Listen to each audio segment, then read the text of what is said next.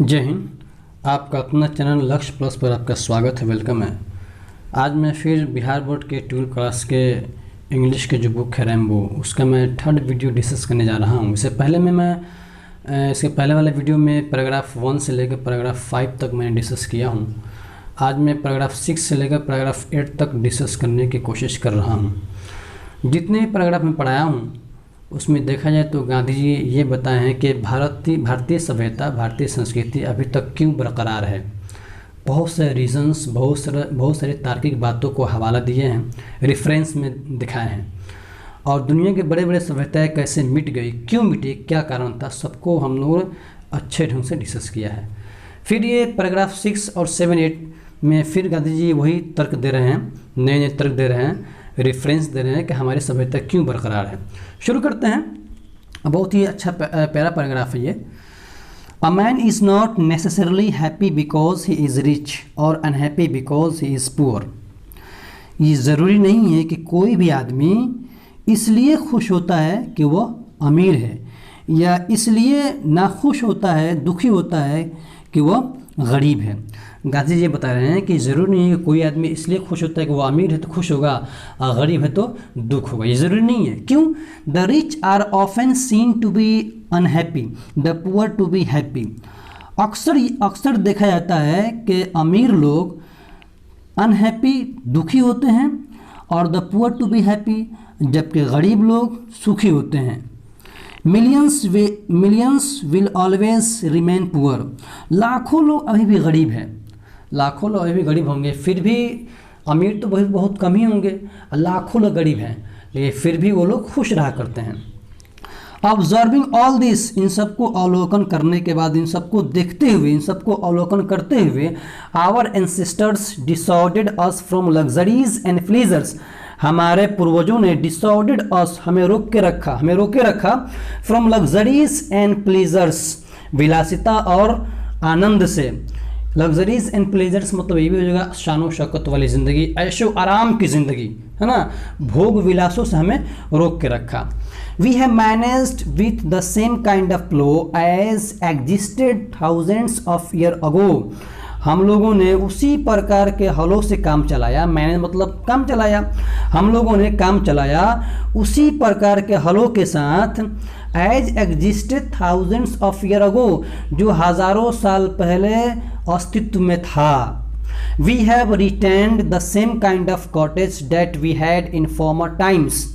हम लोगों ने उसी प्रकार के कुटियों को, उसी पर कॉटेज मतलब होता है कुटिया या फिर झोपड़ी, उसी प्रकार के झोपड़ी को, उसी प्रकार कुटियों को बनाए रखा, बरकरार रखा। That we had in former times, जो पहले समय में था। एंड और our indigenous education remains the same as before, और हमारी देशज शिक्षा या हमारी स्वदेशी शिक्षा रिमेन्स बाकी है, द सेम एज बिफोर, वैसे ही जैसे पहले थी। We have had no system of life according competition. हमारे पास कोई भी जीवन को क्षति पहुंचाने वाली, जीवन को क्षय होड़ वाली सिस्टम नहीं है। हमारे पास कोई भी ऐसा सिस्टम, कोई भी ऐसी प्रणाली नहीं है जो जीवन को क्षति पहुंचाए। Each followed his own occupation or trade and charged or regular wage। हम में से प्रत्येक अपना अपना व्यवसाय फॉलो करते थे, एंड चार्ज्ड और पाते थे, और रेगुलर वेज एक नियमित वेतन को। It was not that we did not know how to invent machinery, but our forefathers knew that if we set our hearts after such things, we would become slaves and lose our moral fibers। देखिए ये बहुत प्यारा sentence है। It was not, इसका मतलब ये नहीं है कि we did not know how to invent, कि हमें मशीनों का आविष्कार करना, हम मशीनों का आविष्कार करना जानते नहीं थे। इसका मतलब ये नहीं है कि हम मशीनों का आविष्कार करना जानते नहीं थे, बट लेकिन आवर फोर फादर्स, हमारे पूर्वजों ने, न्यू डेट, जानते थे कि if we set our hearts, अगर हम सब दिल लगा लेंगे, आफ्टर सच थिंग, ऐसे ही चीज़ों के बारे में, ऐसे ही चीज़ों का आविष्कार करने में अगर हम अपना दिल लगा देंगे, बिल्कुल व्यस्त हो जाएंगे, तो वी वुड बिकम स्लेव, तो हम उसके गुलाम बन जाएंगे। किसके? मशीनों का, भौतिकतावाद का हम गुलाम बन जाएंगे। And lose our moral fever और अपने नैतिक प्रकृति को खो देंगे। They therefore after due deliberation decided that we should only do what we could with our hands and feet। इसीलिए वे लोग काफ़ी बात विमर्श के बाद, काफ़ी चिंतन के बाद, काफ़ी विवेचना के बाद डिसाइडेड निर्णय किए कि वी शुड ओनली डू, हमें सिर्फ वैसा ही करना चाहिए, वैसा ही काम करना चाहिए, what we could with our hands and feet, जो अपने हाथ और पैर से कर सकते हैं, जो अपने हाथ पैर से काम कर सकते हैं, उसी काम को हमें प्राथमिकता देना चाहिए, वैसा ही काम को हमें करना चाहिए। दे सॉ डैट, वे जानते थे, वे देखे थे कि our real happiness and health, हमारी वास्तविक खुशियाँ और वास्तविक स्वास्थ्य कंसिस्टेड निहित थे in a proper use of our hands and feet, हमारे हाथ और पैरों के प्रॉपर यूज में, हमारे हाथ और पैरों के उचित उपयोग में ही हमारी वास्तविक खुशियाँ और स्वास्थ्य निहित है। 7वां पैराग्राफ देखते हैं। दे फर्दर रीजन्ड, वे लोग इसके अतिरिक्त तर्क देते थे, कौन, हमारे पूर्वज, डेट के लार्ज सिटी, बड़े बड़े शहर, वर स्नेयर, एक फंदे की तरह थे, एंड अ यूजलेस इनकम्बरेंस, और निर्थक बाधाएं थी वो बड़े बड़े शहर है, and that people would not be happy in them, उनमें बहुत से लोग खुश नहीं होते होंगे, माने बड़े बड़े शहरों में लोग खुश नहीं होते। क्यों नहीं होते होंगे? That there would be gangs of thieves, क्योंकि वहाँ चोरों के गैंग होते होंगे, चोरों के समूह होते होंगे, एंड और रॉबर्स, और डाकुओं के समूह होते होंगे। एक मिनट रुकिएगा। हाँ, prostitutions and vice flourishing in them, और उनमें वेश्याई औरतें होती होंगी, एंड वाइस फ्लोरिशिंग, और पाप पनपते होंगे। किन में? बड़े बड़े शहरों में। वेश्याई औरतें किसे बोलते हैं? जो अपने जिस्म का सौदा करते हैं, तो बड़े बड़े शहरों में ये पाप पनपते होंगे। And that poor man would be robbed by rich man, और अमीर लोगों के माध्यम से गरीब लोगों को लूट लिया जाता होगा। दे वर देयरफॉर, इसीलिए वे लोग सेटिस्फाइड, संतुष्ट थे, विथ स्मॉल विलेज, छोटे छोटे गांवों के साथ। कौन? हमारे पूर्वज लोग। इसीलिए वो लोग गांवों को प्राथमिकता देते थे शहरों के मुकाबला में, शहरों के कंपेयर में। 8 नंबर पैराग्राफ शुरू करते हैं। They saw that kings and their swords were inferior to the swords of ethics. वे जानते थे, कौन जानते थे? हमारे पूर्वज देखे थे, जानते थे कि राजा और उनकी तलवारें वर इंफीरियर, निम्नतर थे, निम्न स्तर के थे, बेकार थे, to the swords of ethics, सदाचार के तलवार से, सदाचार की तलवार से, नैतिकता की तलवार से राजा और उनकी तलवारें बेकार थी। एंड और they therefore held the sovereigns of the earth to be inferior to the rishis and fakirs, और इसीलिए वे लोग पृथ्वी के राजाओं को, पृथ्वी के सार्वभौम सत्ता के स्वामी को मानते थे। क्या मानते थे? ऋषिज एंड फकीर, ऋषि और फकीर से कमतर मानते थे, ऋषि और फकीर से निम्न स्तर के मानते थे। कौन? हमारे पूर्वज सत्ता के स्वामी को ऋषि और फकीर से कमतर मानते थे, तुच्छ मानते थे, बेकार मानते थे, यानी कम अहमियत देते थे। A nation with a constitution like this, इस तरह कानून व्यवस्था वाला एक ऐसा राष्ट्र, किस तरह कानून व्यवस्था वाला?